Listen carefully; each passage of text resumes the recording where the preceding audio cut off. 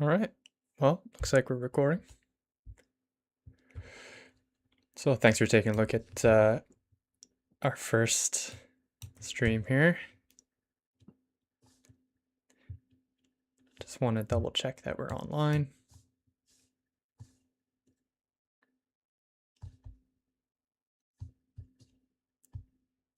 Looks like it's working. Okay.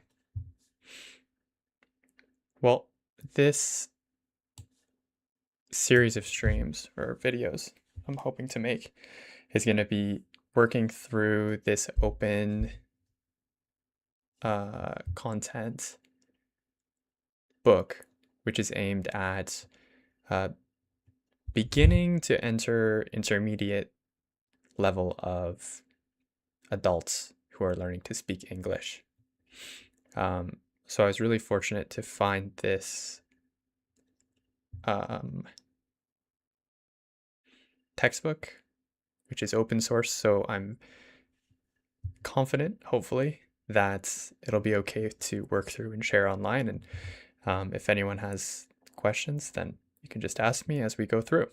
But we'll do a little bit every day, and hopefully we can help some people. And for anyone who's looking for private classes, that's another reason I'm starting this, is that I teach online privately. So please head to my website in my description if you're interested in that kind of thing. But let's take a look at this. So communication beginnings, introductory, listening and speaking. Thank you, Della Jean Abrahams.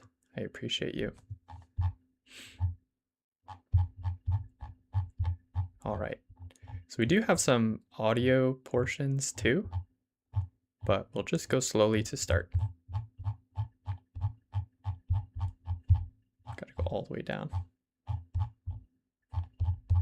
All right, chapter 1.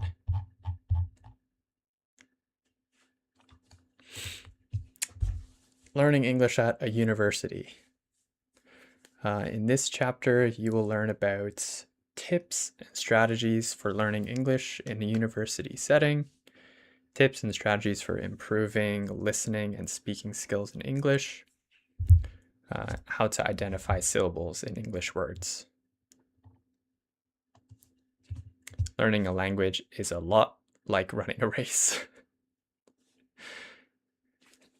Yeah, more painful maybe.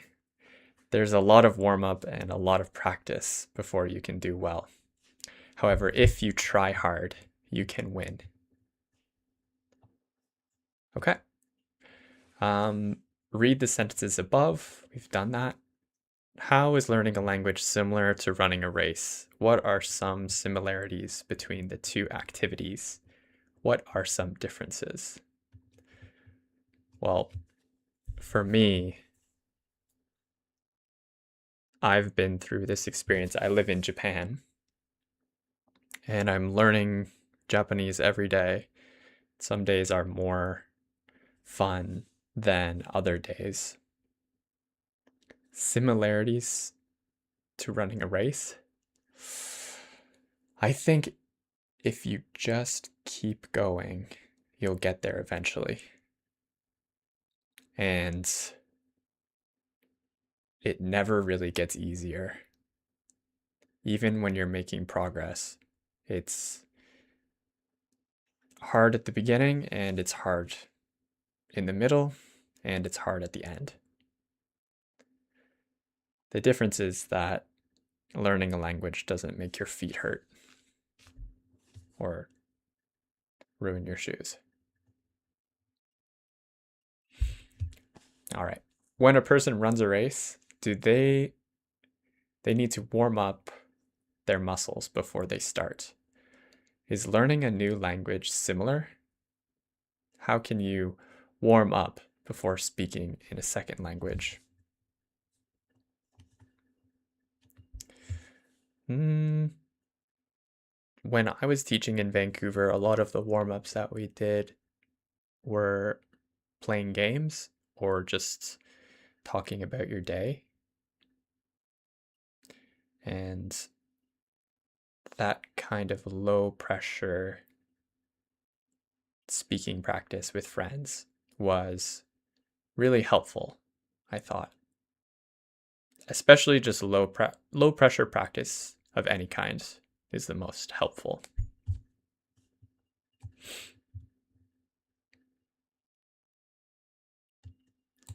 Learning English at a university. Maybe you've studied at a university before, but learning a new language is a special goal that needs a special set of tools in order to succeed. This chapter will discuss 3 sets of learning tips to help you get on a great start to learning English. So general learning tips for university classes, tips for improving speaking and listening skills, tips for learning vocabulary in a second language.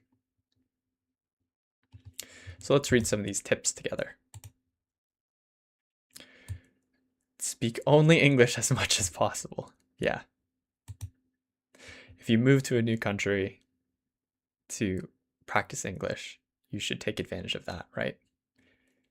And that's something I need to do more in Japan, I think. Sit by someone who doesn't speak your language in class.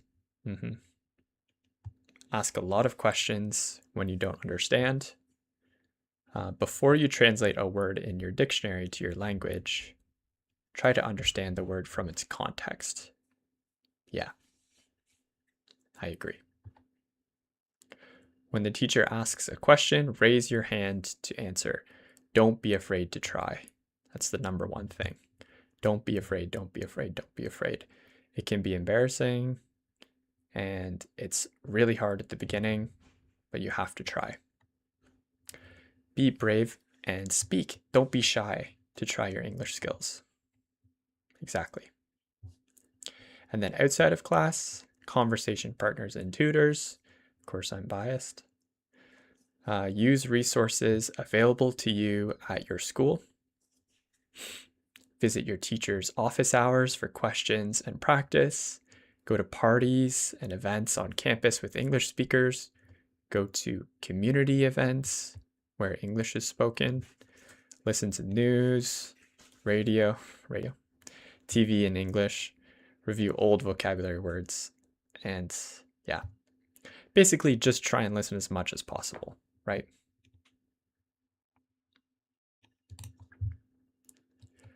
How many of these strategies do you already use? Well, it's easier for me to get Japanese conversations in since I live here and we're friends with our neighbors. But I would like to practice my reading a little bit more, so I could be doing that better for sure. 2 or 3 strategies from the list I can try this week. I recently joined a new gym, so maybe I'll try to start a conversation with the person at my new gym. Do you use any other learning strategies from the ones discussed here? Well, my wife is Japanese, so I ask her questions. It's kind of like always office hours, but she doesn't always want to tell me.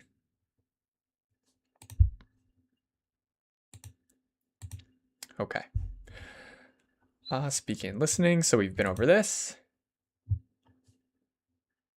And again, if you want to review these or this book, I will link the download in the description later after these are posted.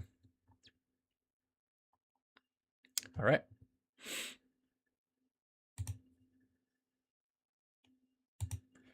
After reading about learning strategies on the pages before, listen to the story below about Kaori, a Japanese student who has moved to the United States to study English. All right. As you listen, try to hear the answers to the questions below. Take some notes by the questions. After you listen, discuss your answers to the questions with your partner. So here, let's check out these questions first.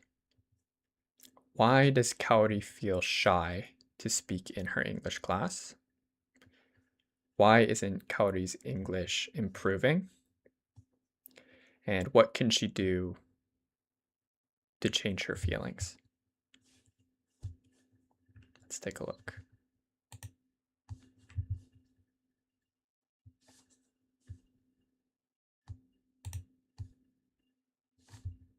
I'm sure everyone can hear this. Chapter 1, Activity 1. Listen about the student below, then answer the discussion questions with a partner. Kaori is an English learner from Japan. She is in her first semester at a university in the U.S. state of Oregon. She is very excited to be learning English. In class, Kaori feels a little shy and mostly sits by another Japanese student.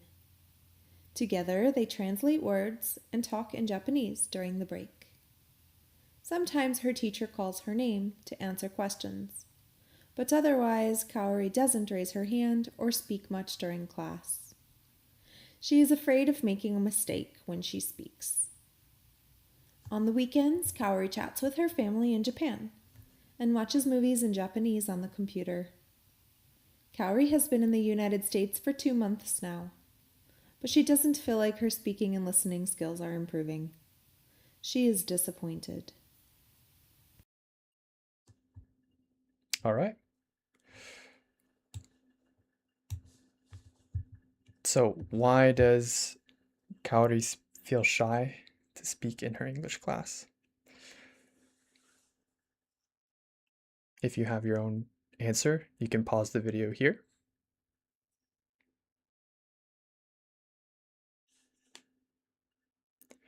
Why isn't Kaori's English improving?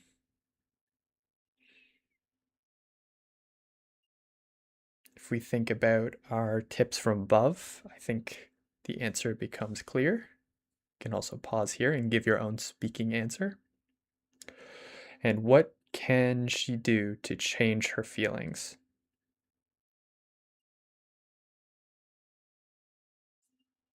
What could she do to change her feelings? We had some tips above here too.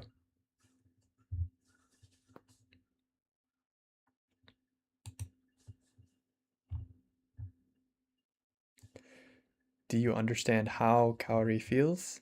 Why or why not? Yeah, I definitely do. And feel free to pause here as well.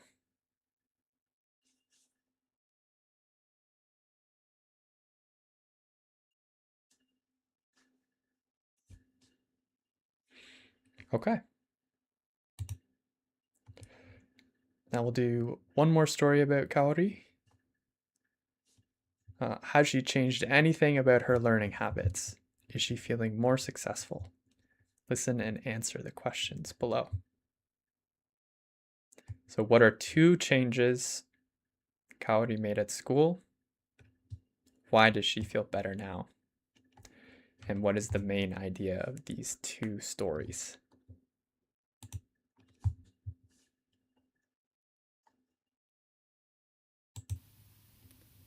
Chapter 1, Activity 2. Listen to the paragraph below, then answer the discussion questions with a partner.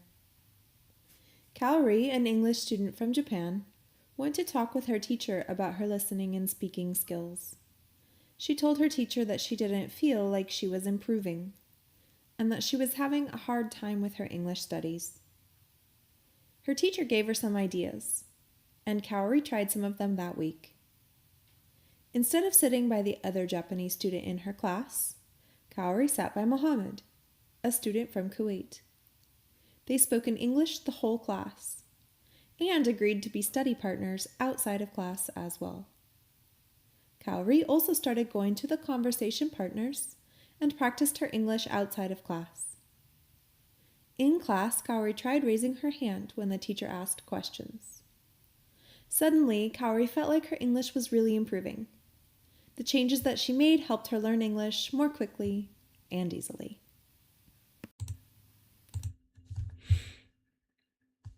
All right, so what are the 2 changes Kaori made at school?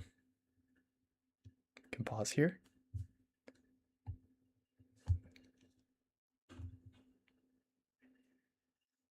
Why does she feel better now?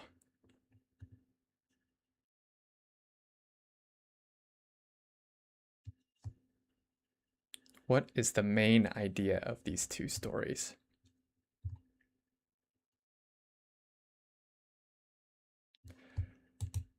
This is something I saw a lot when I was teaching in Vancouver.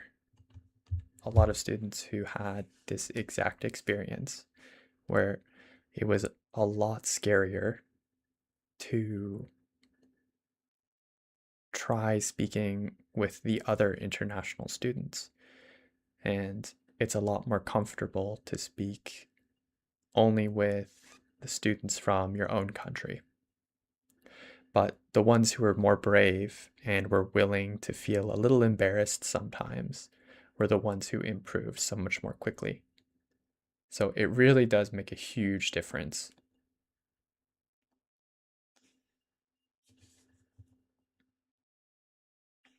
Okay. So here's some learning tips for vocab words too. You'll need to understand and use the new word a lot. Yes, repeat, repeat, repeat. Using the same strategy each time you learn a new word will help you remember new vocabulary. Follow the steps below while you're learning English, and your vocabulary will increase quickly. Look at the spelling of the word and listen carefully to how it is pronounced. Use an English dictionary.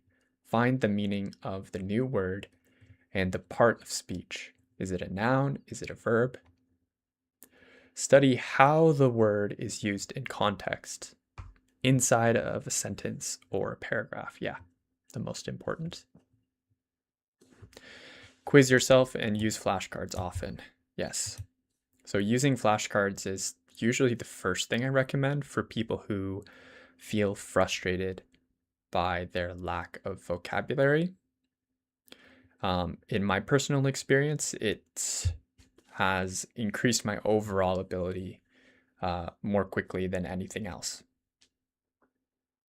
And can you use it in a sentence is important.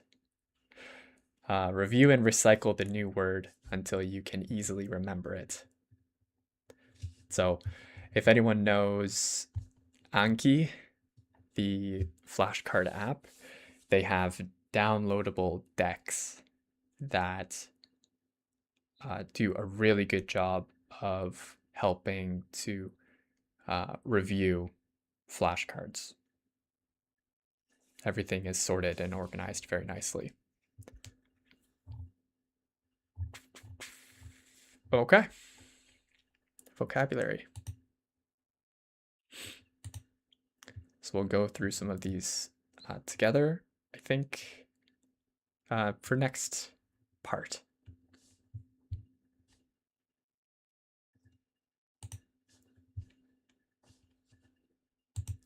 But for now, I want to say thanks for listening.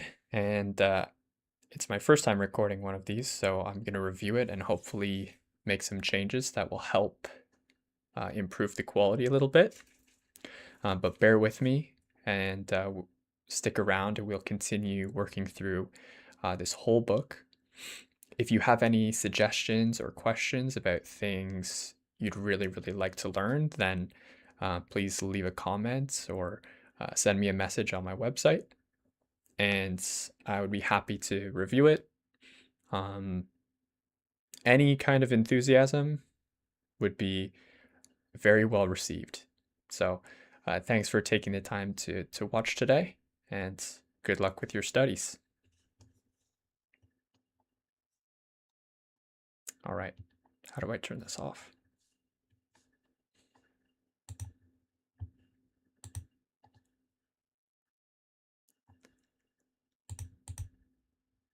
Am I doing it?